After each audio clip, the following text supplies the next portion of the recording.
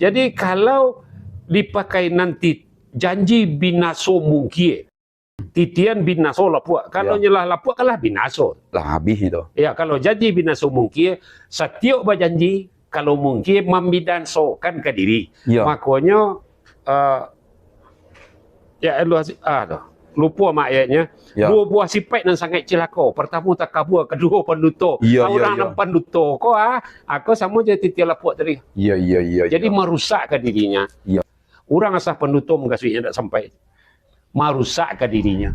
Jadi kau kaji kau lah balai bapatir. Iya betul. Jadi intinya bahwa titian biasa lapuk janji biasa mungkin atau titian binaso lapuk dan janji binaso mungkin, bahwa hati-hati sebelum berjanji.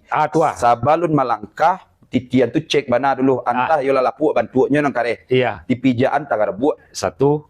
Sebelum berjanji pareso pasti bana diri awak. Jadi iko menjago-jago jangan sembarang janji-janji.